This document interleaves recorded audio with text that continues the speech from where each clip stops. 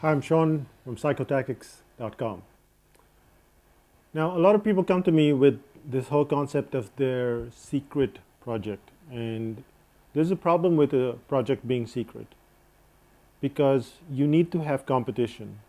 A lot of people will say, well, my book is totally different from everything else. Yes, it may be totally different, but you know something?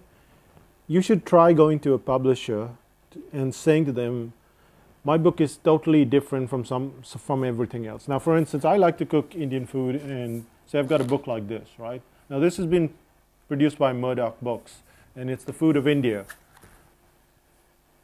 When you go to the publisher, when this person would have gone to the publisher and said, I would like to print a book, or I'd like to publish a book on all these recipes of India, which are quite yummy, as you can see, right?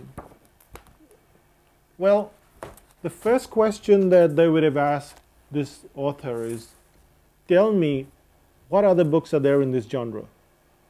And so the author would actually have to fill in a form and list at least 5 to 10 other books that were exactly the same. Notice what I said, exactly the same.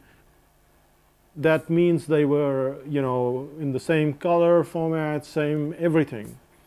So why would you sell something that's exactly the same? Well, notice now, if you go right now, and you'll start to see books on Amazon which is about the brain, for instance, and it's about how the brain is really irrational. So if you did a search just today and search for irrational and the word brain, and you'll see how many searches you'd come up with. Why would there be so many books on one topic? The irrational brain. Why would there be so many books on one topic? And the reason for that is that competition gives you an idea that a book is viable, gives you an idea that a project is viable. If your project is so different from everyone else, it's very hard for customers to understand what you're doing.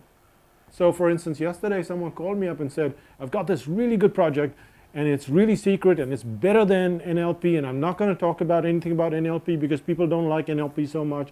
And I said, no, you've got to talk about NLP because that's the framework on which you're building your project. So people don't understand unless you say, well, this cookbook is exactly like that cookbook, but here's how it's different. When there's competition in your field, that's the only field you want to enter. If you want to enter a field, you want to publish a book, and you go online and there aren't already 50 books on the topic, you've got a big problem. You've got a really big problem. The whole point is that people think, oh, I've got to have first mover advantage. I've got to be the first in the field. Look at, say, the Apple computer. Was this the first computer that ever came out? It wasn't. You look at the phone that you're using, a Nokia today.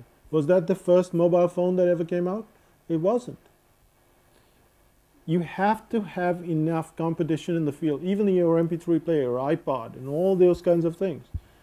I mean, there was a Rio Diamond in 1998, I think. Do you even know that brand? The point is that the first mover rarely has an advantage except in areas of technology. But very quickly, as you get along, so you have email, you have Hotmail and all of those emails, and now suddenly Gmail is the big email. So what am I really saying here? I'm saying that it is the better way. When you start on a project, and if you want to figure out the viability of the project, go out there and see if someone else has done it. And there must be at least 10 to 20 instances, if not 2,000 instances of what you have done, your exact thing. It looks almost identical to your stuff. That's when you know it's viable. If there's nothing out there, be very, very scared. That's me, Sean D'Souza, from psychotactics.com.